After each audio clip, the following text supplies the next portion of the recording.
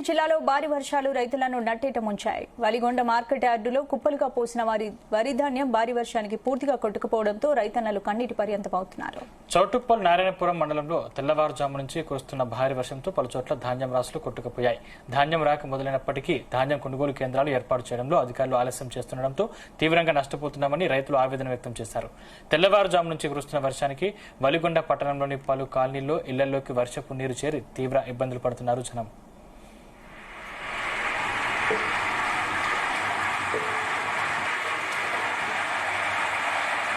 ఒడ్లు కొట్టుకుపోయినాయారా? కొట్టుకుపోయినాయి. వర్షం వచ్చి మధ్యరాత్రి అన్ని ఒడ్లు కొట్టుకుపోయి కిస్తు కూడా లేదు. అన్ని ఆరుగాలం చేస్తే చక్కగానే ఉంది. చేసి కూడా పాలు చేసినాం.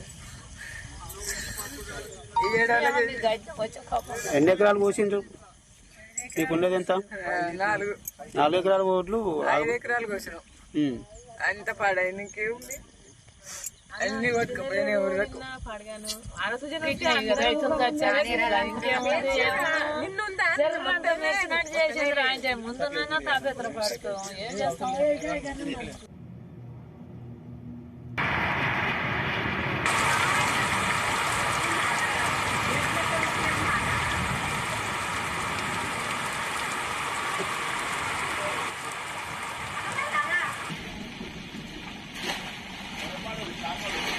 Hey!